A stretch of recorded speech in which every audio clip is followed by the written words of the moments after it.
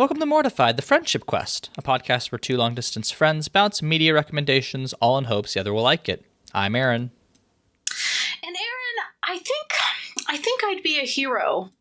And this week, we revisit Duloc in 4/4 time with Shrek the Musical. Before we talk puppets and props, remember you can help us on Mortified the Legitimacy Quest by subscribing to us on YouTube, iTunes, or Spotify, or following us on Tumblr at MortifiedPod. Leyla. Aaron. Under what circumstances did you watch the first Shrek musical? I wish I could tell you. I cannot remember. It flew clean out of my bee brain. I can tell you it was on Netflix up until, I think this year it got taken off Netflix. And I think I did go in with a sense of, oh, this ought to be good. And then I really liked it. So I went in ready to look at a disaster and was pleasantly surprised, which is also, by the way, how I feel about the SpongeBob musical. I thought going in it would be very bad. It's actually quite charming. Yeah, I feel like that at least the SpongeBob one did win like a Tony, right? At least one Tony. So like, yeah, I remember. I don't know if that means anything anymore. TBH. Wait, are the Tonys canceled? My hot take on the Tonys. I disagree with a lot of their judgments. Listen, all professional awarding organizations are kind of phony anyway, but yeah. No, I mean, like, yeah, so some background with this musical, right? This, started getting developed basically immediately after Shrek became successful, but it eventually premiered. They had a test showing in Seattle, which then became a full Broadway run. Today is the last day. It's currently in Toronto, and if I had known, I would have gone. Ah, dang, rip. Yeah, but we're doing our Shrek series, and you had told me about this actually a long time ago, and me and Sierra tried to watch it during the first couple of weeks of lockdown in 2020, and maybe that influenced why I thought it was bad. Revisiting it, I think this is a completely fine musical, but we'll talk about it. We'll get into it. I didn't hate it, but I also didn't love it. Yeah, listen, it's not groundbreaking, but it is a good time. We'll talk about it. Okay. So for context, I think I'm watching the version that got filmed and released on DVD and Netflix. I just, there's some person on YouTube just released it, and they didn't get copyright obliterated, which is really cool. So that's the version I'm watching. This is the version that includes Brian Darcy James and Sutton Foster as Shrek and Fiona. So if that means anything to you, congratulations, you're very cool. Yeah, the story kind of follows Shrek, right? There's very little deviation. We get a little bit more of Fiona and Farquaad's interiority. There's a little mini bit with all the fairy tale creatures, but through and through, it's still got the same major plot beats as the first Shrek movie. But yeah, so I figured we would just kind of go through the acts and the numbers, and if anything stood out to us, we could kind of talk about it. What do you think? That sounds solid to me. I am trying to look and see what else Brian Darcy James has been in. Let me pull that up. I'm not seeing anything overly familiar. He was in 13 Reasons Why. Yes. What was the thing I was going to bring up? He was, most notably to me, played a lawyer on one episode of Last Week Tonight with John Oliver. Oh, okay. What an illustrious, illustrious role. He's done a lot. He has a very good, steady career. He's getting work. He's also very handsome. I thought it was funny that for some reason he, for one day, just decided to play a lawyer on this news-based late night show. that is a very funny role. He did play King George III in Hamilton, so that's probably the most popular role that our audience would know. Yeah. So if that means anything to you, congratulations. But yeah, so the musical starts out with the number "Big Bright Beautiful World." Mm-hmm. which like kind of starts with Shrek, like, and his family, right? Like the musical notably differs from the movies in that it gives him both a mother and a father, and they're not like that like into they're not that important as far as like the story goes, but like the whole thing is that like, okay, now you're 7, we're gonna send you out into the world, and the world is gonna be hard for you because you're an ogre, and like that's kind of how the musical starts. Yes, it's a big, bright, beautiful world, but not for me, as Shrek says. I also like the fact that they gave him parents. I especially like it from the point of view of they had to put somebody in ogre makeup for one song. Right. And then those people presumably then joined the rest of the cast. Right, yeah. But I think they do some like pretty impressive quick changes, like specifically with getting Sutton Foster into and out of the Fiona makeup. That must have been like a task, because there's like a 20-second change when she does like the final transformation. It's like a very short turnaround. So like I'd be really interested to know prosthetics and stuff. Right. Like I'd be really interested to see how they did that and pulled it off, because it's quite impressive. It really is. So, yes. While I talk about how like, I'm gonna say that like I broadly didn't like love this a work of theater.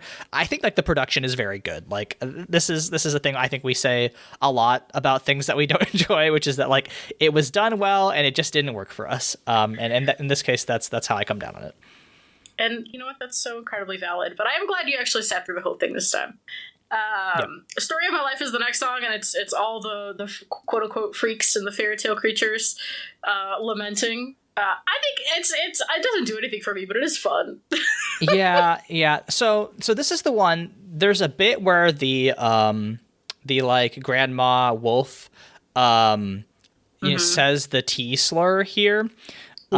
And while I was reading Wikipedia, I actually found out that somebody complained about that in 2016. A trans man rightfully was like, "Hey, that sucks," and they changed it. Nice. So like, in older recordings, it's going to have that in there, but like, in newer versions, they did take that slur out, which is kind of nice. I'm glad that changed. So that was one.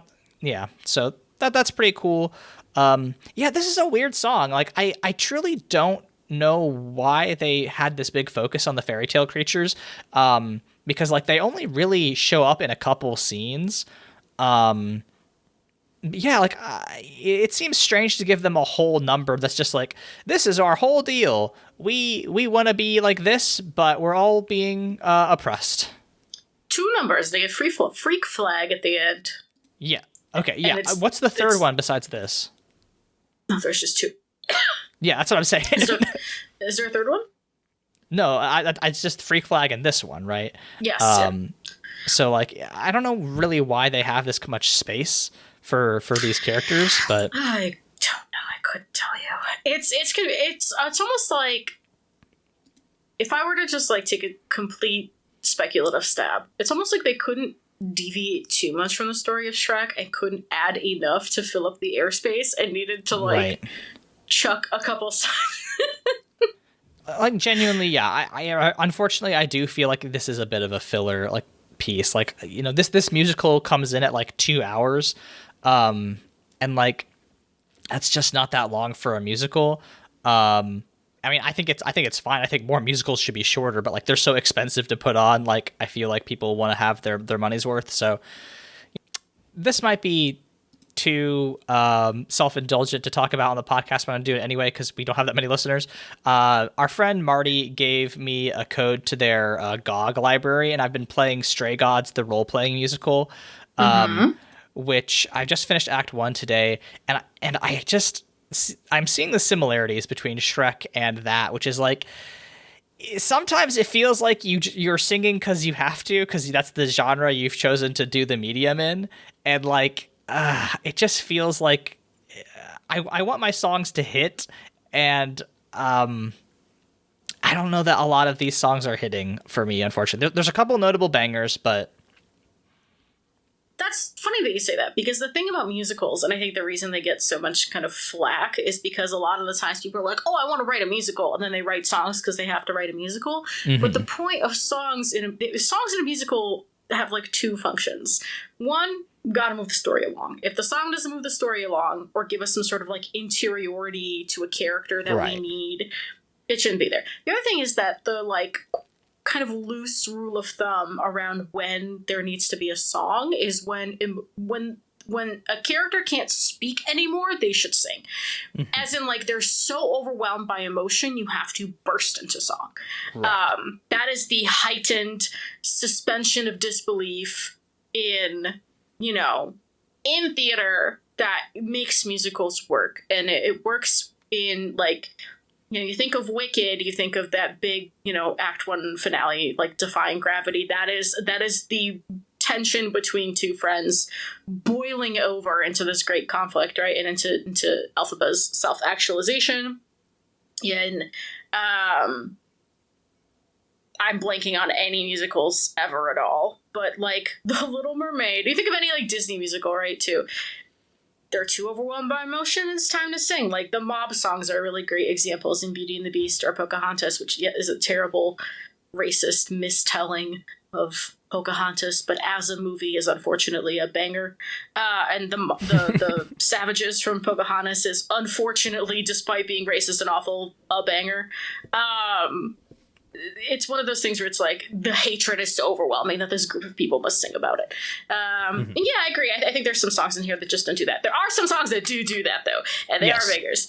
But at this point in the story, we are Shrek's swamp has been infested by all these freaks and geeks, and nerds and dweebs. And he now must do the thing he does in the movie, which is go rescue Fiona so that Farquaad will give him his swamp back. You've noted there is no tournament scene. Yes. They just switched it out to Farquaad appointing him. I feel like we should talk about Don't Let Me Go, though. Because this is the donkey meeting scene. Yes. How do you feel about the song? It's fine. It's catchy. It's a good time. Yeah, like, again, it feels like, here's what Donkey's character is, which is to say, likes to sing and is kind of annoying. But like, yeah, like, again, I think it also, there's a line in this where like Donkey is trying to like create pairings of like things that go together, like him and Shrek go together. He's like, like Cupid and Psyche, like Pop, Rocks, and Mikey. I don't know what that means. But then he says like, donuts and what goes with donuts and diabetes, which is like, okay. So you have to remember, again, this came out in 2008, right? Peak which is diet culture. Right. Again, I'm surprised. Honestly, I'm surprised. I guess, thankfully they removed that T slur, but like besides, these are the kind of, this is the kind of humor that like, I feel like undercuts Shrek a little bit, right? Or the musical specifically, because there is like a meanness to some of the lines here that is not present in the movie. And like, there's another bit, there's like a lot of fat jokes in this, right? And like, I know that like they come back around. They're like, it's okay, 'cause I'm fat too. And, I think you're beautiful, even if you're ugly. Like, but like, there is like a bit of meanness that I think that like, this is being given to an audience of like New Yorkers, right, in 2008, and like it does make me wonder like who this musical is for, right? Because like it's for catty Broadway gays. That truly, genuinely, I'm going to talk about this because why not, right? You brought up catty Broadway gays. There's a whole song in here, we just talked about it, which Let Your Freak Flag Fly, that is just like a pro gay rights anthem, right? There's just like a whole bit where they say, I'm wood, I'm good. Pinocchio says this, I'm wood, I'm good, get used to it, which is very clearly we're here, we're get used to it, homage, right? And I was like, okay, so this is just like straight up being like, hi, gay people in New York. This is about how we as a culture are being ostracized and oppressed. Again, this is. Do people not? Oh man, gay rights was not legalized not that long. Like it's been less than 10 years. Part of the reason we're in this like right wing backslide is it's an answer to that, right? Right. 2015, we get Obergefell. versus Obergefell, and then in 2016 we get Donald Trump, right? Not unconnected events. And like it is still strange to think about, like, okay, this is a musical that's coming out in 2008, so like that is why we get this incongruity with the like themes of Shrek as a movie versus Shrek the musical. Hey, you're covering your mouth in shock. What's up? Sorry, the math of that just hit me. Mm-hmm. We got Obergefell. And then that is, I think of that, like, I can feel the 10 years between now and Obergefell. I forgot that's how long I've also been hearing about Donald Trump. Yeah. Yeah. I don't like that. And here we are. 9 years later, still hearing about that motherfucker. There's also a line in that song in particular called "We may be freaks, but we're freaks with teeth and claws." And I just want to think. Like, yes, no, I was like, if this came out in 2015 instead of Hamilton, that is the line that people would get tattooed, right? Oh, we would be getting Donkey Miku binder, absolutely. Oh, I want Donkey Miku binder so bad. That's the better timeline. Somehow. Name of the episode. Okay. Segue. Let's segue back into the actual fucking show that we were talking about. Freak Flag is whatever. Don't Let Me Go is a decent character. I am just sitting here nodding at everything you're saying. Yeah. We do need to talk about What's Up, Dulac. Well, actually, I want to talk about I Know It's Today, because this is the first song where I was like, yeah. At least on the Genius, I think. I might be using two different timelines. Your list okay, yeah. I made a list and then I immediately switched to Genius because I'm a fool. But like, okay, yes, let's do What's Up, Dulac. They gave the little "Welcome to Dulac, what a perfect town" a whole musical number, which is again kind of like, I don't know that needed that, but it is kind of incredible. And no, because you need to understand the level of cunt Farquaad is serving in this entire show. Listen, yeah, the show is like, I agree with all of your points, but you can't tell me the actor who plays Farquaad didn't put his whole pussy in that performance. He was on his knees, Aaron. No, yeah, so the way that the Farquaad puppet works to make him look like he's a short person is he's acting on his knees and he has just like a little feet that dangle in front of his torso. It's a very funny joke. I mean, like, listen, I'm a short person. I don't love short people jokes. It's a good gag. And like, yeah, the way that he like dances and does, basically like all the choreography that everybody who's standing up is doing while he's on his knees is pretty impressive. So shout outs to Christopher Sieber who plays Farquaad in this. And he just like, he comes, I put a screenshot in our outline of him just sitting on top of the wall, and he has the Farquaad puppet legs like up on the wall and just has his hands daintily on the puppet knees. It's very cute. It's just really good. And like, everyone is wearing plastic, everyone's got plastic wigs on, the men and the women look the same except for the fact that their colors are inverted, and they're just, they know if they fuck up this day, they are dancing like rent is due tomorrow. They are dancing like their paychecks are on the line. Because, right, they're dancing with Farquaad, who has been a dictator in Dulac. It's just such a delightful character entrance to me. I think it's so fun. They do like a kick line. It's great. Yeah, genuinely pretty impressive overall. Did we already get the... No, we're about to get the bit where they torture Gingy. Yeah. So the way Bush era choreography. Yeah. So the way that they do the gingerbread man in this is that they will have either somebody holding like a baking tray and then just doing like the voice for the puppet, or they will have the puppet like, attached to something and then they'll do it in the background. But like the way when they're torturing Gingy in the movie, it's like kind of funny because he's like a little CGI.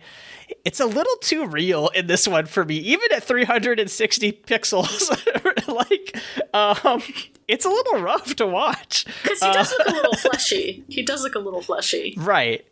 Like there's like a fold to his neck and his arms. It looks like he's in like genuine pain when his legs are broken.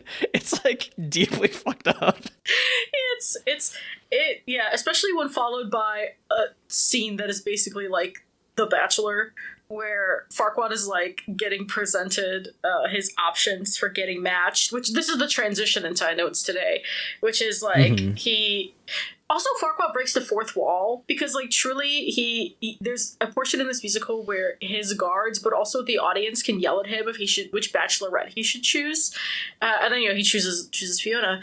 Also about this scene, Snow White is one of his choices, and just put a pin in that for a little bit. And then let's talk about I Know It's Today.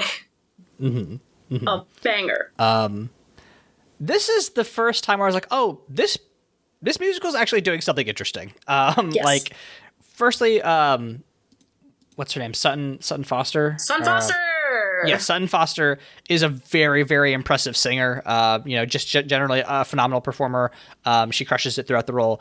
But I Know It's Today is useful because like they bring in the mirror, right? They do the whole thing, the pina colada bit, blah blah blah. But they firstly make the mirror do like a DVD extra, like you could like click through and then get Fiona's backstory, which is how they bring in I Know It's Today. But then they do actually go into Fiona's backstory, a thing that like even with 4 Shrek movies they barely touch on. And like they get what it was like for Fiona in the tower and how she like became the kind of person that she was, by who was like obsessed with fairy tales and perfect happy endings. And like we get like 3 different actresses doing this song, and like they're different, Fiona's at different stages of her life as she ages into this like the person that she is as she's locked in the tower. And it's just like a genuinely very good song. It's great. I loved it. Those little girls crush it. They're having the time of their lives. But so you get baby Fiona, you get kind of teen Fiona, and then you get adult Fiona, and it is. First of all, a banger, because Sutton Foster has pipes, right? As you said. But also, it's just like... It is so, I think, relatable to the experience of just, like, growing up a kind of, like, spunky teenage girl who, like...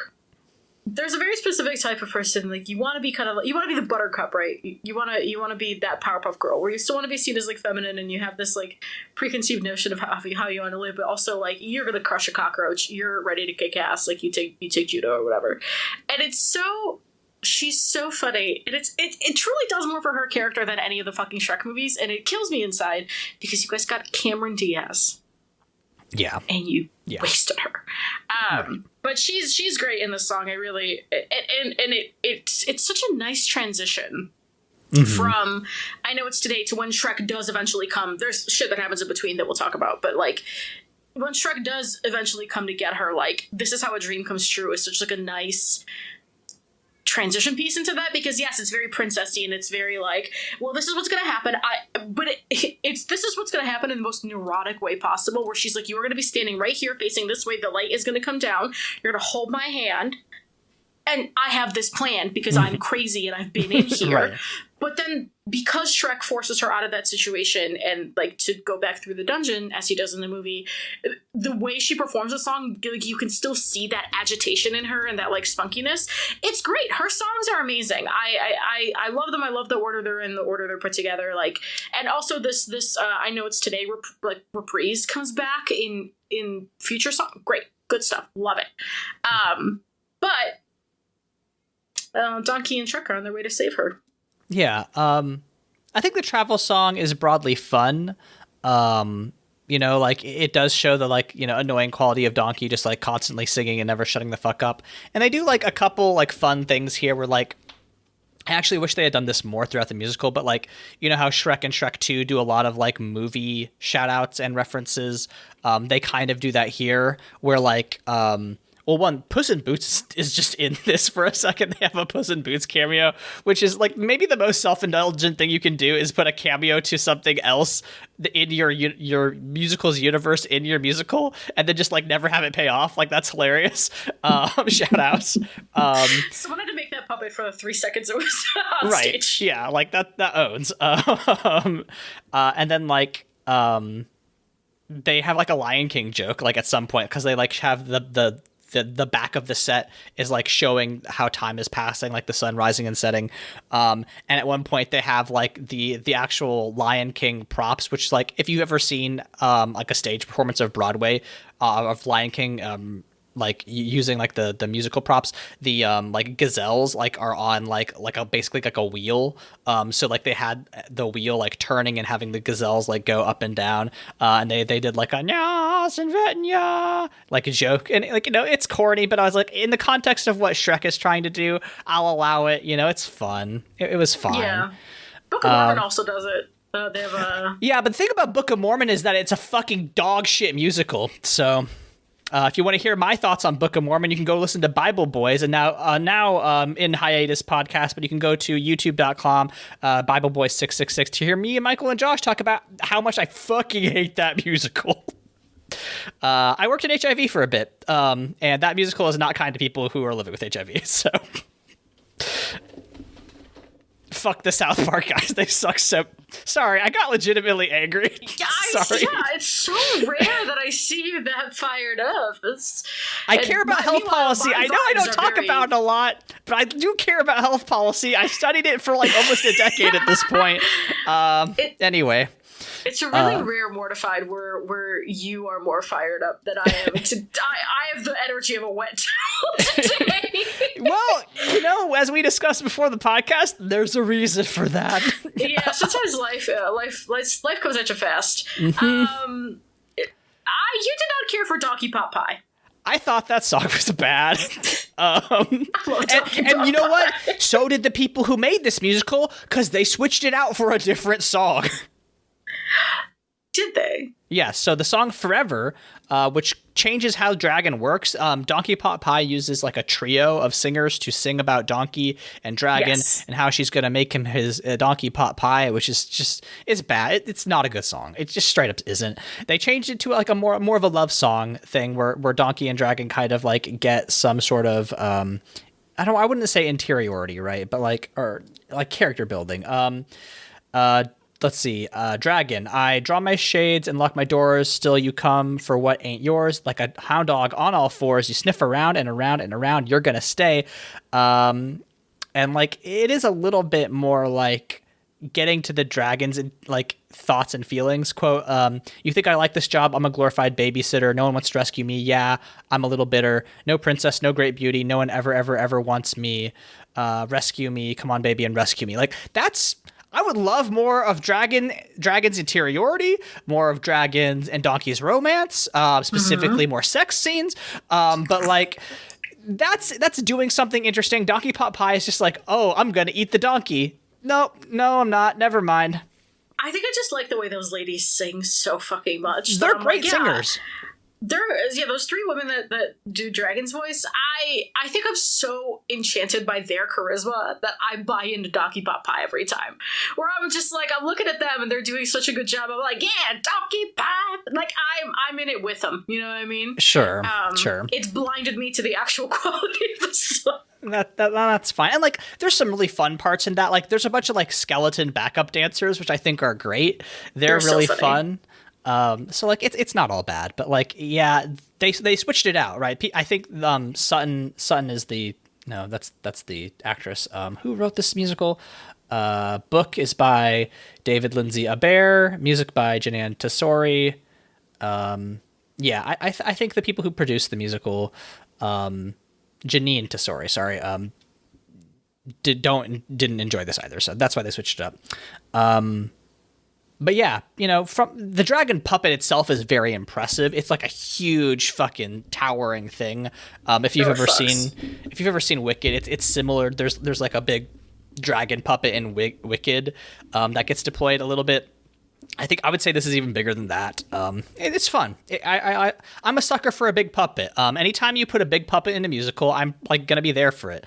Like even Avenue Q, which I think is broadly like bad, has some pretty good puppetry. What's the other musical that has a really famous puppet? Feed Me Seymour. Little Shop of Horrors. Little Shop of Horrors. Thank you. Yeah, Audrey 2 puppet, great. I don't know. We're puppet people here on Mortified Pod. You know this. I straight up went to see which I have on DVD now, by the way, if you wanted to watch it. I went and saw the stage play version of Spirited Away, what's Oops All Puppets. Ooh. Cried for hours about the majesty of puppets. They're so good. So the name David Lindsay Abaire, when you said it, sounded really familiar to me. Mm-hmm. And that is because he wrote, his first thing that he found success with was a farce called Footy Mears that I performed in college. Huh. Yeah. Weird. Mm-hmm. I played a grandma who had a stroke, and every single one of my lines was word salad.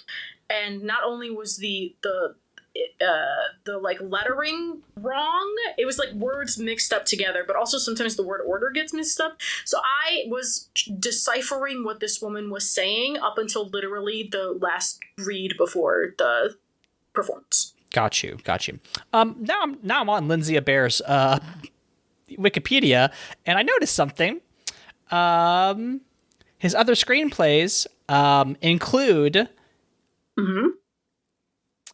the animated film Robots, Inkheart, and the animated film Rise of the Guardians.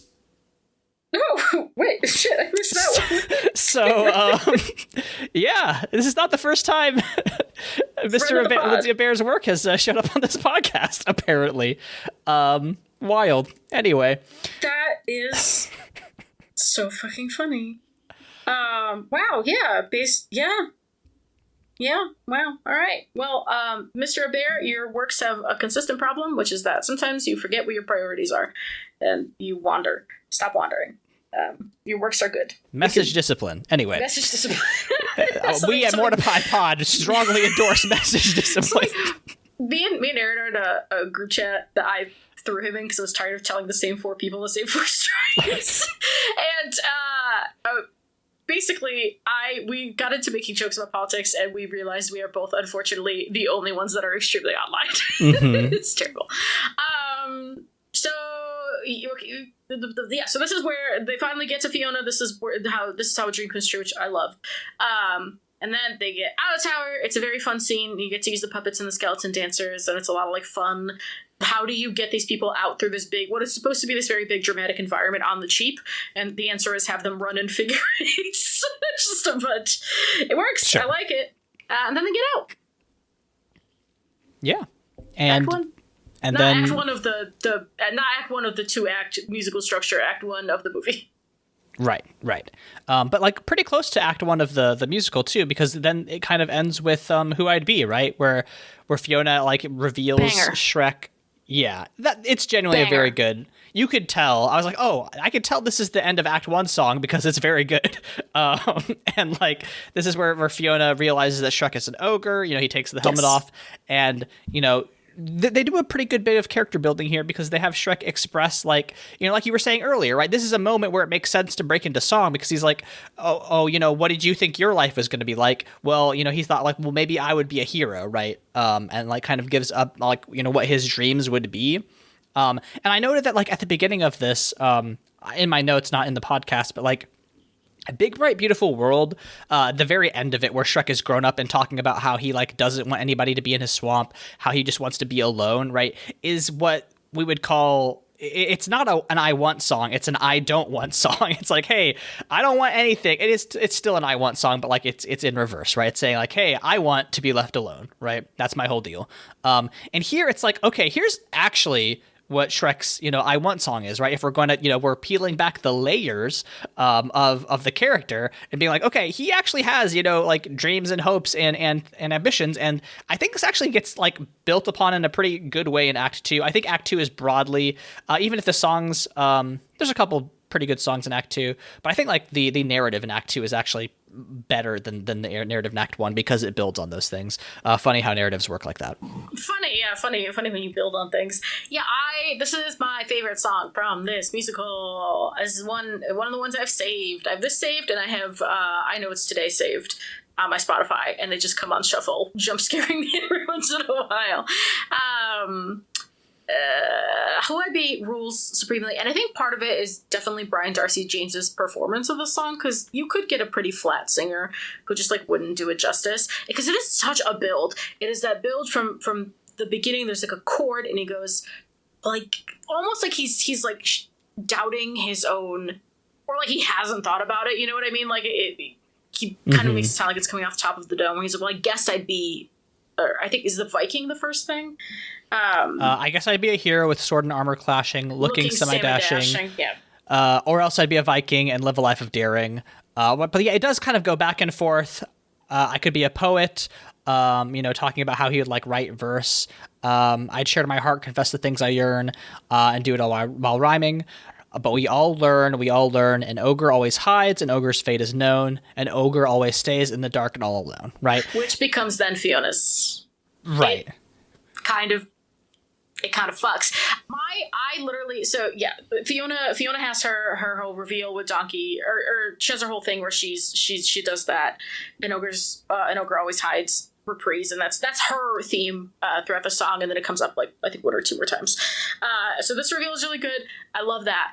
The thing that sends chills up my spine every single time, without fail, is he starts kind of fantasizing about kind of being the knight that Fiona had wanted him to be when he arrived, right? The thing that she said about like, oh, look at Sir Knight, a handsome Sir Knight, like who's going to do all these things that a knight is supposed to do. And he does feed into that, right? And it's this like build up from this imagery of like, oh, and one day I'd scale a tower to save a hothouse flower. Right. And the one that always gets me is he gets right up to the and I'd remove my helmet right in this interaction, and then the music stops for like a beat, and he just launches into the most beautiful, like, we'd stand, we'd stare, we'd speak of love, we'd feel the stars ascending. It's so good, and he sings it with such abandon, and which is such a change up from the beginning of the song where he was like trying to be casual, and it's and then immediately it brings you back to Fiona with her little reprise, an ogre always hides and an ogre's fate is known, and they sing it's a good song. I think it's good. When I think about this musical, like, I haven't revisited the whole of it since I first watched it. I've mostly stick to like listening to the soundtrack, but what that lets me do is cut out all that kind of like fodder, right? I think when I think of this musical and how much I like it, I think of this song. And I think that's fair, right? Like, if you're gonna like a song in a musical, like, it's a pretty good bet that like the end of Act 1 song is gonna be a standout, right? That's just what Act 1 end songs do. Yeah. And then we go to Act 2, which does start doing the Shrek and Fiona romance arc, right? Yes. Opens up with Sutton Foster. I like Morning Person. I mean, it's a good song. She has a tap solo because she's Sutton Foster. Yeah, no, but like she meets the Pied Piper, right? And he she uses his flute to like get all the rats to dance, and it's like really funny. Like, at first they just have like the curtain lowered, so it's just like the feet of the tap dancers, and they're all wearing like little rat shoes. It's very cute. I am broadly a person who does not like dance in musicals, but like I thought this was a pretty good and fun use of the medium. So shout outs. And then we get, unless you have anything else about Morning Person, we get I Think I Got You Beat, which is, again, like, pretty... I wish this arc had been in Shrek, because it's like, oh yeah, Shrek and Fiona do have a lot in common as far as, like, having kind of a rough upbringing and feeling isolated. Like, why that wasn't in the movie... I mean, it probably wasn't in the movie because, like, they wanted to keep it a tight 90 minutes, but, like...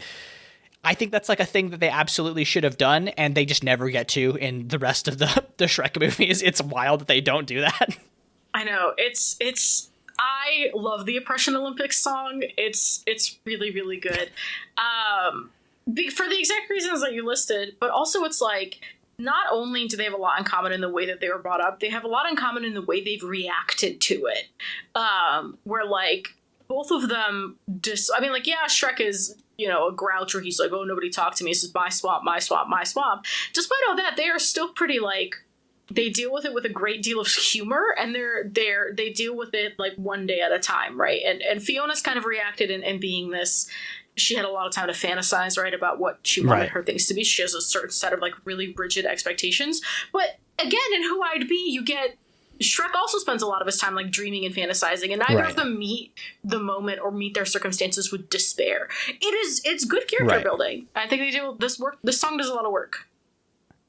I also want to shout out the genius annotation that I'm looking at this from. There's a line where Shrek is like at first talking about how he like was nearly killed by a mob, and he says the line, "Did I mention I was 7?" Right? Right. And this annotation points out that apparently, I didn't catch this in my video, but apparently in the song "Big Bright Beautiful World," Fiona is there and is being taken to the tower. See, I didn't see that.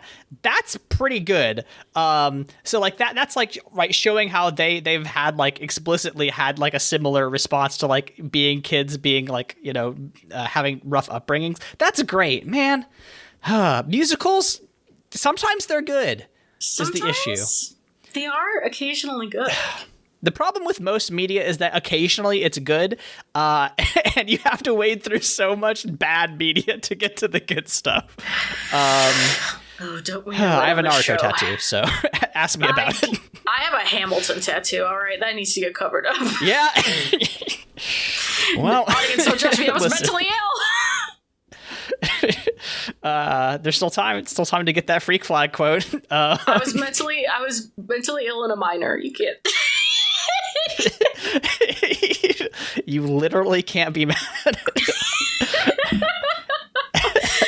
Anyway, the next I can't. It is a shame that we only have 30 listeners to this podcast because, like, we have such a deep lore that, like, we really do. If you understood what Layla's referencing there, please write the essay on that because that's good. That's good shit. Oh man. Okay, shall we talk about the Ballad of Farquaad? I hardly remember it. It's fine. It's where we get Farquaad's tragic upbringing, where his dad is Grumpy the dwarf. Yeah, which has implications to the fact that Snow White was at his bachelor selection. I don't think that the dwarves made love with Snow White. I think that is propaganda. I grew up Catholic, and Mary Magdalene is a saint that has been constantly slandered. Like, people paint her as a sex worker, and like that's just not true. Like, there's just no evidence to suggest that the historical Mary Magdalene was a sex worker. And I think it's basically the same thing happening here with Snow White, where people are like, oh yeah, she sleeps with 7 dwarves. I think that is historical revisionism. I think the Pope is involved. Great. Mary Magdalene might not have been a sex worker, but she certainly is two separate sexy androids in the very far future. Yeah, that's true, unfortunately. Again, listeners, if you know what Layla's talking about, put it in the comments, because that's going to make sense to, as far as I know, one other person, which is to say me. Yep. Listen, Xenosaga, they're games. Allegedly.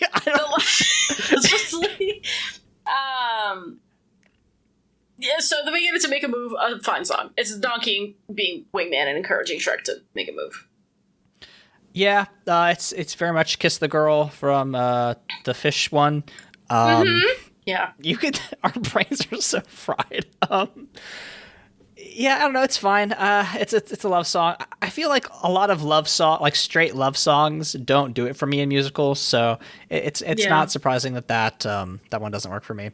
Well, because it's like boy meets girl, and it's just kind of borderline obligatory. This does benefit from what? I was gonna say, but when words fail, it actually does work for me a lot. So it's good. Right. Except this has a fat shaming line in it too, doesn't it? Because it's like yes. It's like, sorry about that big thing. Obviously, you're not fat. Something about my personality is biggish. What I meant by big is biggish. Something like that. I don't remember. Yeah, basically, like he like stumbles over it, and it's like, okay, yeah, fat joke, whatever. It's not great, but like, I do like the heart of that song, which is like Shrek is like so bad at like talking about what he actually wants and feels, as we saw from the End Act 1 song.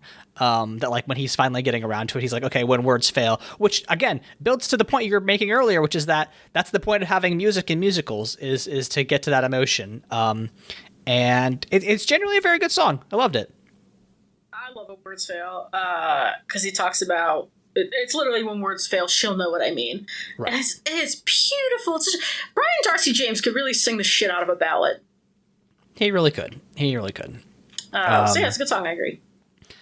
Farquaad shows up because we get the misunderstanding. Yeah, like, of course. Again, one of the weakest parts of the original, and they couldn't change it. I don't really fault them for that, but I still don't like it as a plot device. Yeah, it's silly. But then we get, because of that misunderstanding, we get the song Build a Wall, where Shrek like resolves to, isolate himself again and be like, hey, I'm gonna shut everybody out. And if I had a nickel for every time that somebody in a musical wrote a song about building a wall, I would have 2 nickels, which, the rest of the joke. Yeah, well, I mean, Aaron, why do we build the wall? We build the wall set us to free. keep us free. Yeah. That's why we build the wall. We build the wall to keep us free. Yeah, exactly.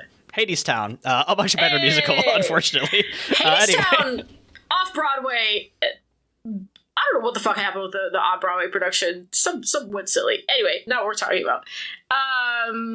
Freak Flag. I already did my big gay propaganda spiel. I wonder, like, Leyla... It's just you and me here. I should be a fucking right-wing YouTuber, I think, because... You should be a right-wing YouTuber, and I should be a furry. Right. These are our fates that we just, like, narrowly slipped by. It's just, like, it'd be so easy to do this, like... Most people who make right-wing rage bait content are dipshits, but like it's so easy. It's right there, right? If you wanted to get mad about this in 2008, it's very obvious. You don't have to be very smart to know about gay people. They are not quiet, as broadly speaking. And like we do have a month called Pride Month, right? In which right. Several parades are involved. Notoriously bright and loud. Yeah, I don't know. I just one of these days, I'm gonna go full reactionary and I'm gonna make a ton of money, and y'all are gonna be like, "Oh, yeah, Aaron told us you would do this." Can I be your what's that token? Can I be your Candace Owens? Oh God, no one's ever said that before. Can I be the Candace Owens to your Rupert Murdoch? Yeah, God. Or to your Ben Shapiro? Yeah, God. One day when I'm very, very desperate. Anyway, that song... We're gonna get these with these Kamala Navi. I'm losing my mind. Anyway, we get to Big Bright Beautiful World to reprise. It's fun. I actually like this bit. Again, it is like bringing up Big Bright Beautiful World and Shrek, being like, hey, Fiona, actually, this is how I feel. And like, that does work for me. I think that broadly, this like final moment where Shrek and Fiona reunite is very good. It takes all the themes and the reprises and leitmotifs from the previous parts of the musical and culminates them in an effective way. My one regret is that the Farquaad jumping in to undercut them does kind of ruin it, which is the point. But I do wish they had given some of those moments a little bit more time to breathe. Yeah, I do. This is another moment, though, of Farquaad getting to break the fourth wall, because the knights have the audience instruction signs, and they hold it up and tell the audience to laugh and shit all the time. Mm-hmm. I think it's fun. Especially, fun. I am sure, even though the audience for this really isn't kids, I'm sure that people were like, "Oh, Shrek," and they brought their kids. Right. That's a fun way to wake a kid up at 2 hours into a musical, Right. Yeah, then they do like a modified version of the end. Dragon shows up, eats Farquaad. Love. Yeah, it's pretty good. And then they do a finale song, which is, I didn't think it was as good as Who I'd Be, but, I did cry. So, what are you going to do? We've cried at many unflattering things on this podcast. Yeah. I famously cried when the Lorax wedged himself to heaven. So, it's...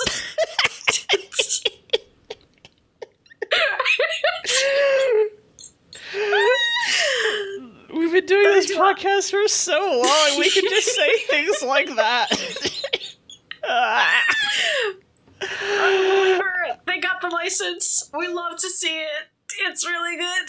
It's really good. They do have Shrek and Fiona do. I'm a believer, and it's genuinely a very good way to close out the musical and do like your encore crowd. Your final bows. It's good. It's a solid way to end. I'm glad they ended it like that. Apparently, that is not how they ended it in the original. Like, it took them a couple years to actually get the license and incorporate that into the musical itself. And they would just play Believer as people left the stage, not the stage, the theater. But yeah, I'm glad they got that. It's a solid way to end it. It's good. It's good. Do you know? I just got this like. I just like sensed in my body how good it would feel to be on stage 2 hours. You did theater 2 hours at the end of it. You're sweaty. You're trying to keep energy up. How good it would feel to stand on that stage and just go, I believe, just over and over again. Ooh, yeah, that's better than cocaine. It would be good. It would be good. Yeah, I mean that's it. That's the end of the musical. Yay! Certainly not the certainly not the worst musical I've ever seen. Not my favorite, but for an entry in the Shrek, if we're gonna rank this against all the other Shrek stuff we've seen, I'd put it above Shrek 3. I agree. I think it goes right underneath. I think there's a gap between 2 and the rest of it, but I think it goes underneath 2. Right. I would say 2, 1, this. So like. Number 3 underneath 1 because 2 is right. It's not bad. So like, yeah, considering what I think will happen with the first Puss in Boots movie, I have very low expectations for that first one. So it could certainly be worse. What year did that come out at? Puss in Boots, the first one. Yeah, I want to say 11. I want to say 2011. And then 11 years, yeah, you're correct, October 28, 2011. And then 11 years later, the second entry comes out. The Last Witch, which is apparently a phenomenal film. So Kingdom Hearts ass fucking timeline. Listen, sometimes when you're working on a masterpiece, you gotta let it simmer for a decade. And I'd like to point out, we haven't heard about 4 since the first time we heard about 4, which was, I think, 2 years ago. Yeah, no, nobody knows what happened to Shrek 4, including us. Oh, I meant Kingdom Hearts 4. Yeah, no, we can't. So yeah, as in thinking about franchises and timelines and incorporating a musical, this came out in 2008, like right around the time, between Shrek 3 and 4. Unfortunately, the franchise was kind of like finishing out here in 2008. But yeah, if we are thinking about like a property that could really do with a musical. Mm-hmm. Leyla, I noticed you've got an idea here in our outline. Do you want to perhaps elaborate on that? Yeah, it's time to duel. We're doing Yu-Gi-Oh! I instantly got what you were saying. Like, as soon as I saw that, I was like, oh, Layla's a genius. Because it makes complete sense. The music in that show was already all bangers. Like, it's not a hard leap. Right. No, like, you do the theme song, and that's, like, the opening number, and you introduce everybody. I think you'd probably have to show... Haikyuu does it. Right. Do you remember the opening to the Haikyuu musical where they had, like, the ball was a light, and they kept bouncing it? It was great. Just do it like that. Yeah, that's easy. You could do Duel Monsters in a similar projection, version, right? Like, yes, you puppets, have them... Puppets. Yes, right. Ultimately, if we get this on Broadway, we do want like a big production staff. I would love to see like a... Oh my god, I just had a vision of like the dragon puppet from this, but it's the Blue Eyes Ultimate Dragon and it's 3 heads just like hanging over the theater. That would be so fucking sick. Oh my god. But yeah, I think you could do that with Yu-Gi-Oh! You just do the first arc, the Pegasus arc, right? Yes.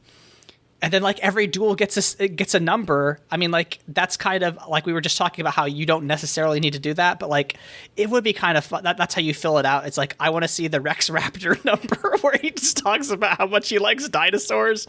I want somebody in Japan to write this musical so that way it has to get translated into English, and then we see Bandit Keith from the Japanese perspective as an American doing a.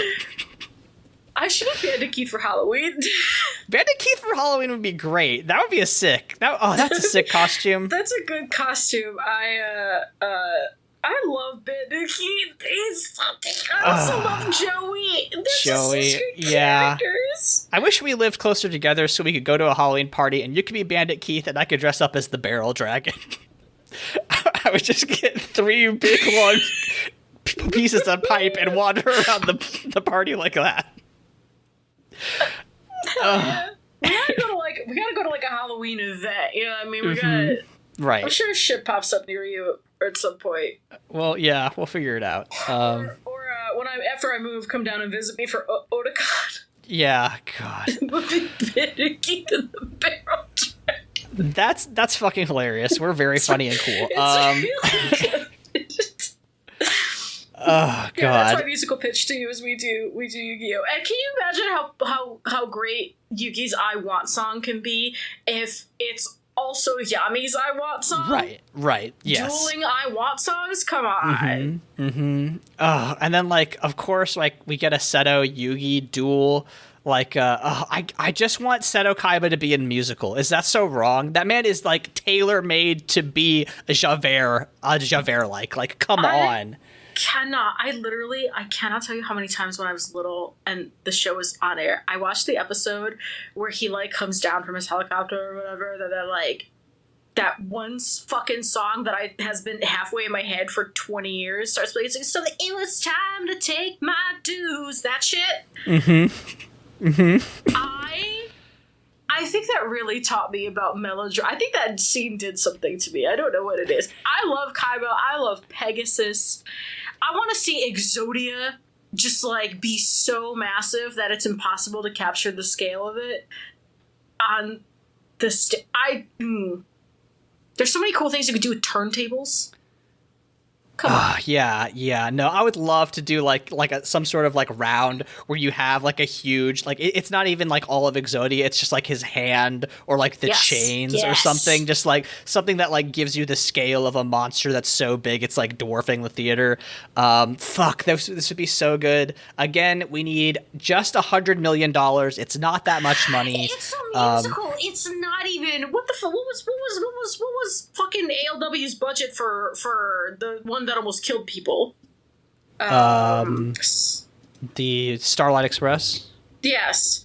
What's his budget for that? Now this did come out in 1984. Anyway, we could do it with like a star. I don't know what they listen. That is not $100 million show. If it was $100 million show, they would have fucking paid for insurance for fucking actors. Yeah. So I think if we could do it on like a Starlight Express budget.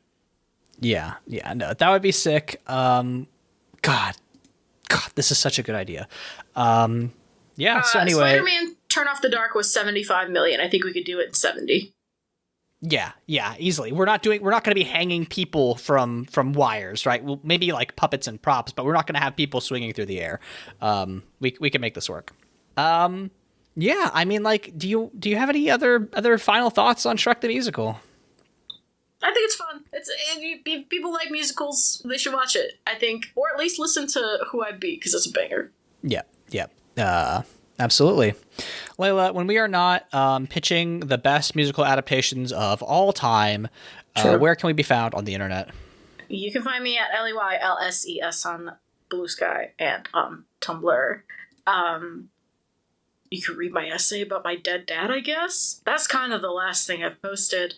So if that's, of interest to you, it's pretty okay considering I wrote it crying on my phone on the couch. Aaron, what about you? You can find me on Twitter at AaronSXL, Blue Sky at AA Voigt, Tumblr at Monster Factory Fanfic, and my YouTube channel is at AA Voigt, where I talk about tabletop games and try to make video essays about them. Hopefully by the time this podcast goes up, I'll go near completion on an essay comparing the RPG Dialect to Arkady Martine's A Memory Called Empire, which I think will be an interesting essay. Our theme song is Obsolete by Keshco from the album Filmmaker's Reference Kit Volume 2. You can find more of their music at keshco.bandcamp.com. Leyla, how shall we end this episode of Mortified? Well, I don't know, but I'm a believer in endings. I'm a believer if I try.